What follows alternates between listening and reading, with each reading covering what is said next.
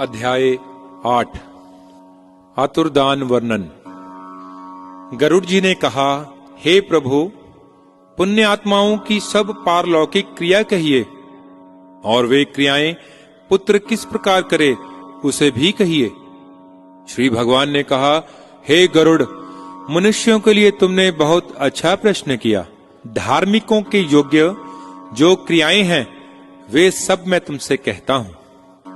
पुण्य आत्मा मनुष्य बुढ़ापे में व्याधियों से मुक्त अपने शरीर को प्रतिकूल ग्रहों के कारण कानों को बंद करने पर सन सन शब्द ना सुनाई दे, तब अपने मृत्यु समीप समझकर आलस्य छोड़कर जान या अनजान में किए पापों का प्रायश्चित करे। जब अंत समय आ जाए तब स्नान करके शालिग्राम रूप विष्णु भगवान का पूजन कर गंध, फूल, कुंकुम, तुलसी, धूप, दीप, नैवेद्य, अनेक प्रकार की मिठाई आदि से उनकी पूजा करें।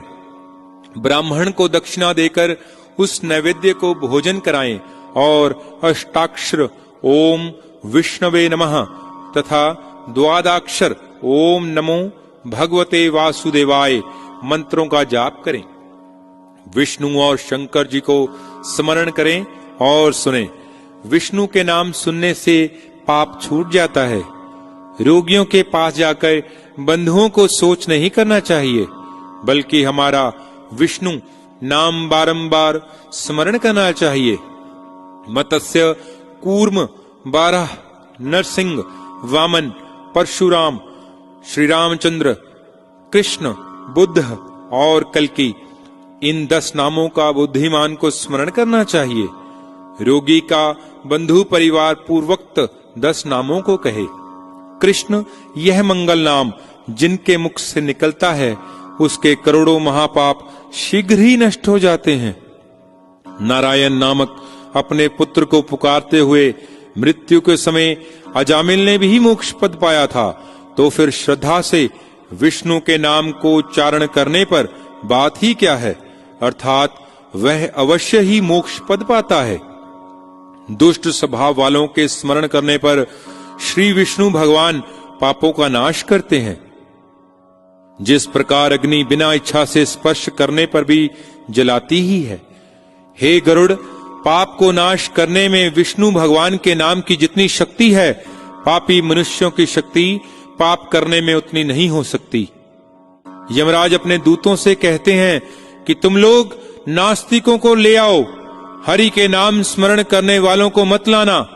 अच्युत, केशव, रामचंद्र, नारायण, कृष्ण, दामोदर, वासुदेव, हरि, श्रीधर, माधव, गोपिका वल्लभ, जानकी नायक, श्री रामचंद्र आदि नाम का भजन करना चाहिए। हे कमल नयन, हे वासुदेव, हे विष्णु, हे धरणीधर, हे शंख और चक्र को हाथ में धारण करने वाले, मैं आपकी शरण में हूं। ऐसा जो कहते हैं उन पापहीन प्राणियों को दूर से ही छोड़ देना।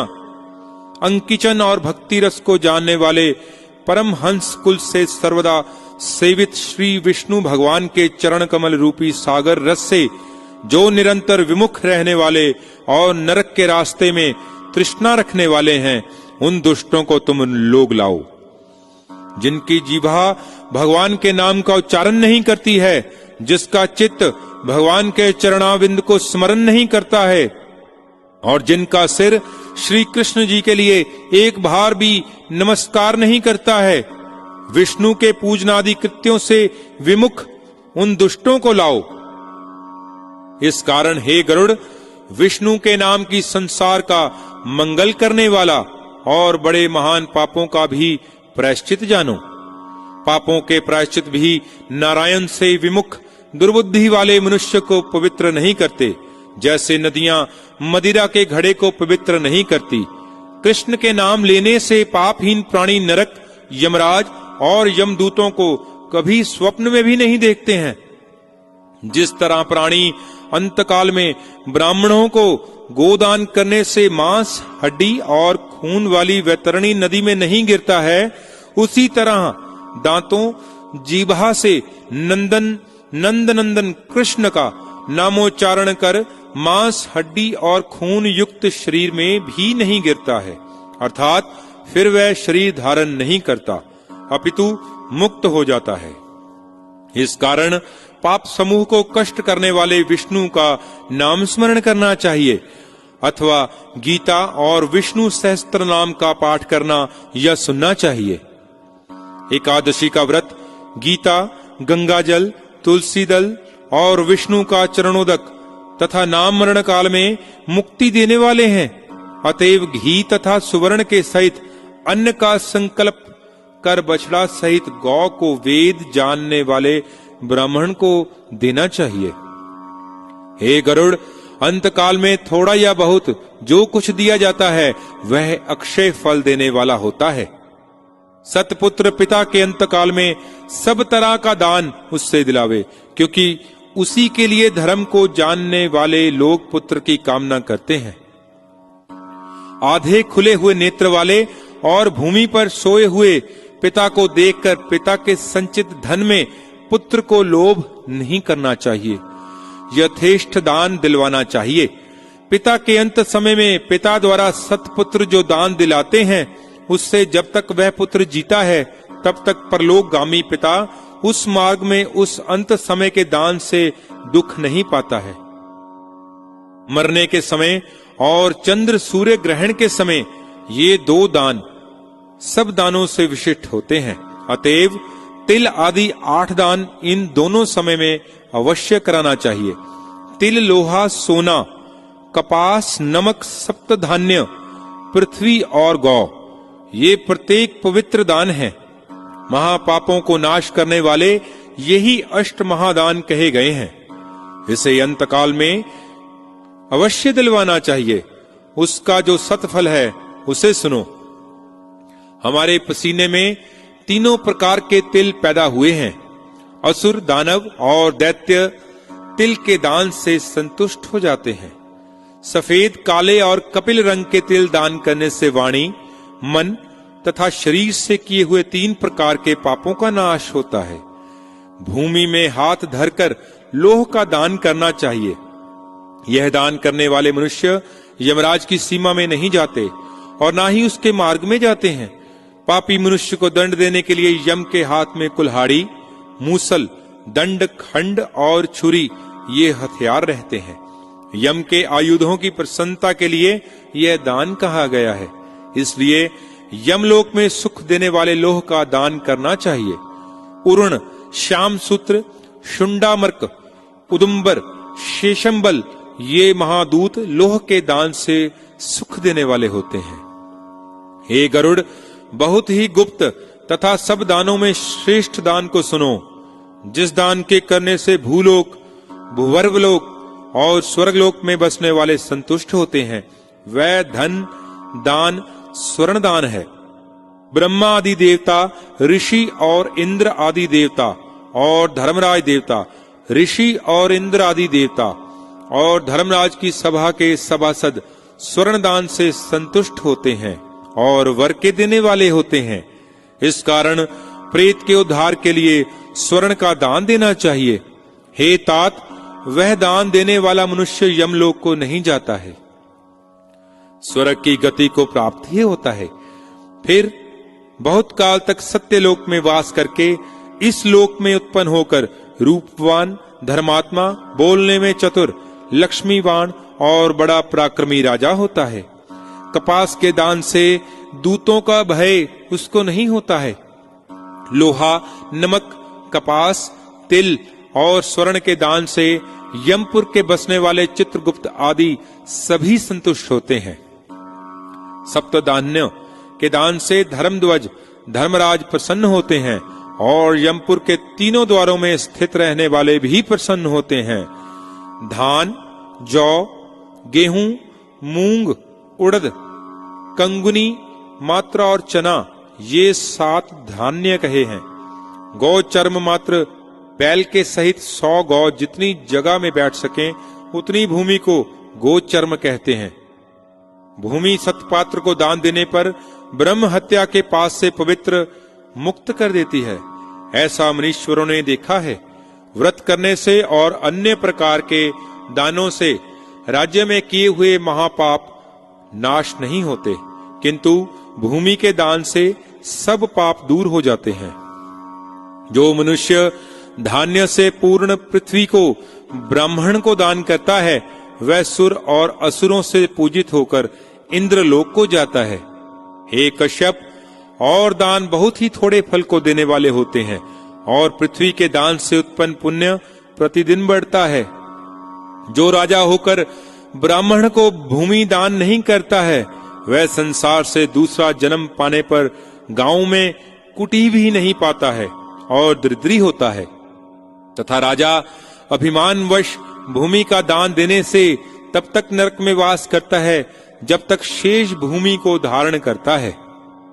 इसलिए भूमि का स्वामी होकर भूमि के दान को अवश्य करें। औरों को, जो राजा नहीं है, उनको भूमि दान देने के लिए मैंने गौदान कहा है, क्योंकि भूमि भी गौरूप ही है। अष्टदान में कही हुई अंत धनु रुद्र मृत्युंजय को कहते हैं। अतएव मृत्यु के कष्ट निवारणार्थ रुद्र वेणु जाने या अनजान में किए हुए ऋण से छूटने के लिए ऋण धेनु, मोक्ष पाने के लिए और मोक्ष धेनु का दान करें। हे गरुड़, वैतरणी के पार उतरने के लिए वैतरणी धेनु को विशेष विधि से दान करें। हे गरुड़, गौएं मनुष्य का 3 प्रकार के पापों से उद्धार करती हैं। बालकपन में, कुमार अवस्था में और तरुणावस्था में, बुढ़ापे में तथा दूसरे जन्म में जो पाप किए हैं, रात में, प्रातः काल में, मध्याह्न काल में, अपराह्न काल में और दोनों संध्याओं में मन, वचन तथा काया से जो पाप किए हैं, जन्म भर में एक बार भी दूध युक्त सब सामग्री तथा बच्चे सहित कपिला गौ को तपस्वी और वेद को जानने वाले ब्राह्मण के लिए दान करने से प्राणी सब पापों से छूट जाता है। वह गाय उस दाता का अंतकाल में पाप समूह से उद्धार करवाती है। सावधान चित्त होकर एक गौ का, आतुर चित्त से 100 गौ का और तत्काल मरने वाले की अचेतन अवस्था में 1000 गौ का दान, मरने के पश्चात 1,00,000 गौ के विधि पूर्वक दिए हुए दान के समान फल देने वाला होता है। और तीर्थ तथा सतपात्र युक्त वह दान 1,00,000 प्रकार का होता है। जो दान सत्य पात्र में दिया जाता है वह 1,00,000 गुना होता है और देने वाले को अनंत फल होता है। सतपात्र को प्रतिग्रह का दोष नहीं लगता है। स्वाध्याय पाठ होम से युक्त और पराये पाक से वर्जित स्वयं पाकी ब्राह्मण रत्न से भरी हुई पृथ्वी का दान लेकर भी प्रतिग्रह के दोष से लिप्त नहीं होता। विष तथा शीत के दूर करने वाले मंत्र और अग्नि क्या दोष के भागी होते हैं? अर्थात नहीं। अपात्र में दान की हुई गौ दाता को नरक में पहुंचाती है और दान ग्रहण करने वाले के 100 कुल को नरक में डालती है। अपना कल्याण चाहने वाले विद्वान को अपात्र में गौ का दान नहीं करना चाहिए। एक गौ एक ही मनुष्य को देने योग्य है और बहुत मनुष्यों को कभी नहीं देनी चाहिए, क्योंकि बेची अथवा बांटी गई वह गौ 7 कुल पर्यंत जला देती है। पहले तो तुमने वैतरणी नामक नदी का वर्णन किया है, उसको पार करने के उपाय रूप गौदान को मैं तुमसे कहता हूं। कृष्ण या लाल वर्ण की गौ को आभूषणों से सुशोभित करें और सोने की सिंगौटी, चांदी के खुर, कांसे की दोहनी पात्र वाली, काले रंग के वस्त्र से ढकी हुई और कंठ में सुंदर घंटा से शोभित गौ को कपास के ऊपर खड़ी कर वस्त्र समेत तांबे का पात्र रखकर वहां लोह दंडधारी स्वर्ण निर्मित यमराज का स्थापन करें। उसके बाद कांसे के पात्र में घी डालकर सब उसके ऊपर रखकर देवें।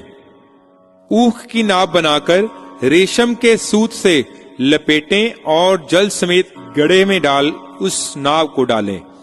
सूर्य की देह से उत्पन्न उस गौ को उस नाव के ऊपर स्थापित कर शास्त्र में कही हुई विधि से धेनु का संकल्प करें। अलंकार समेत वस्त्र ब्राह्मण को दें। गंध, पुष्प, अक्षत आदि से विधि पूर्वक पूजन कर गौ की पूंछ पकड़कर पांव को नाव में रखकर ब्राह्मण को आगे करके इस मंत्र को पढ़ें। हे जगन्नाथ, हे शरणागत वत्सल, आप संसार रूपी सागर में डूबते हुए और शोक संतान रूपी लहरों से दुखित मनुष्य के रक्षक हैं। हे विष्णु रूप द्विज श्रेष्ठ महेश्वर, मेरा उद्धार कीजिए। मैंने आपको दक्षिणा समेत दान दिया। आपको तथा वैतरणी रूपी गाय को नमस्कार है। अति घोर यमलोक के मार्ग से 100 योजन चौड़ी उस नदी के पार उतरने के लिए मैंने तुम्हारे लिए यह गोदान किया है। आपको तथा वैतरणी रूपी गाय को नमस्कार है। हे धेनु, हे देवेशी, यम द्वार के महापथ में उतारने के लिए तू मेरी राह देखना, तुझे नमस्कार है। गौ मेरे आगे होमे, पीछे होमे और मेरे हृदय में होमे। मैं गौओं के मध्य में निवास करूं। जो लक्ष्मी सब जीवों में है और जो लक्ष्मी देवताओं में स्थित है, वह धेनु के रूप से मेरे पापों का नाश करे। हाथ जोड़े हुए मंत्रों को पढ़कर गाय और यम की प्रार्थना कर प्रदक्षिणा करके सब सामग्री ब्राह्मणों को दें। हे खग, इस प्रकार विधान से जो वैतरणी गौ को देता है, वह धर्म के मार्ग से होकर धर्मराज की सभा के मध्य में जाता है। स्वस्थावस्था युक्त शरीर होने पर वैतरणी का व्रत कर और उस नदी के पार होने की इच्छा करने वाला विद्वान धेनु का दान करे। हे गरुड़, वह महानदी गोदान करने से महामार्ग में नहीं आती, इसलिए पुण्य काल में अवश्य गोदान करना चाहिए। गंगा आदि सब तीर्थ में, ब्राह्मण के स्थान में, चंद्र सूर्य ग्रहण में, संक्रांति में, अमावस्या को अयन संक्रांति में और मेष कर्क मकर तथा तुला की संक्रांति में, व्यतिपात योग में युगादि, अक्षय तृतीया, अक्षय नवमी आदि तिथियों में और सब पुण्य कालों में उत्तम गोदान करवाना चाहिए। जब श्रद्धा उत्पन्न हो, जब सत्पात्र मिल जाएं, वही पुण्य काल है, क्योंकि संपत्ति स्थिर नहीं रहती, शरीर अस्थिर है, वैभव सदा नहीं रहता है और मृत्यु सदा निकट ही है। इसलिए धर्म का संग्रह करना चाहिए। अपने वित्त के अनुसार उस समय में दिया हुआ दान अनंत होता है। अपना कल्याण चाहने वाले पुरुष को विद्वान ब्राह्मण को दान देना चाहिए। अपने लिए किया गया थोड़ा भी दान अक्षय होता है और वह दान समय पर मिलता है। जिसने दान रूपी राह का खर्च ले लिया है, वह महामार्ग में सुख पाता है, अन्यथा मार्ग व्यव बिना प्राणी मार्ग में क्लेश पाता है। जो जो दान पृथ्वी में मनुष्य द्वारा दिए जाते हैं, वे सब देय वस्तुएं यमलोक के मार्ग में आगे आगे प्राप्त होती हैं। अत्यंत पुण्य के प्रभाव से मनुष्य जन्म मिलता है। जो मनुष्य देह पाकर धर्म करता है, वह परम गति मोक्ष को प्राप्त होता है। जो मनुष्य धर्म को नहीं जानता, वह दुख से आता है और चला भी जाता है। मनुष्य जन्म की सफलता केवल धर्म सेवन में है। धन, पुत्र, स्त्री, शरीर आदि भी तथा बाई बंधु, ये सब नाशवान है।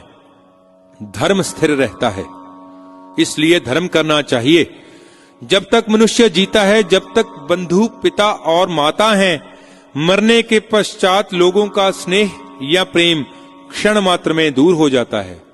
जीवन भर प्राणी को अपनी आत्मा ही अपनी बंधु है, यह बात बारंबार स्मरण रखनी चाहिए। अतः आत्मा के लिए दान दें, मरने पर कौन देगा, यह ध्यान में रखें। ऐसा जानता हुआ पुरुष यह सब अपने हाथ से दान करे, क्योंकि यह जीवन अनित्य है, पीछे कोई नहीं देगा। मरे हुए शरीर को काष्ठ तथा कंकड़ के समान पृथ्वी पर छोड़कर मुख फेर कर बांधव चले जाते हैं और धर्म ही उसके साथ जाता है। घर पर ही अर्थ साथ छोड़ देता है और शमशान से सब भाई लौट जाते हैं। केवल किया हुआ शुभ अशुभ कर्म ही मृतक जीव के साथ जाता है। शरीर आग से जलाया गया और किया हुआ कर्म साथ लेकर पुण्य अथवा पाप को मनुष्य सर्वत्र भोगता है। दुख के सागर रूपी संसार में कोई किसी का बंधु नहीं है। कर्म के संबंध से प्राणी आते हैं और कर्म के क्षीण होने पर फिर चले जाते हैं। माता पिता, पुत्र, भ्राता, बंधु और स्त्री आदि का साथ प्याऊ पर एकत्र प्राणियों के समान या नदी में बहते हुए काष्ठ के समूह सदृश चलायमान है। पुत्र, पौत्र, भार्या तथा धन किसके हैं? संसार में कोई किसी का नहीं है, इसलिए स्वयं ही दान देना चाहिए। जब तक धन अपने अधीन है तब तक ब्राह्मण को समर्पण करें और धन के पराधीन हो जाने पर कुछ कहने का उत्साह न करें। पूर्व जन्म में किए हुए दान से यह धन बहुत प्राप्त हुआ, इसलिए ऐसा जानकर धर्म के लिए दान देना चाहिए। धर्म से अर्थ होता है, धर्म से काम होता है, धर्म ही मोक्ष के लिए होता है, इसलिए धर्म करना चाहिए। धर्म श्रद्धा से धारण किया जाता है, बहुत धन के समूह से नहीं। धनहीन मुनि श्राद्ध के कारण स्वर्ग को गए।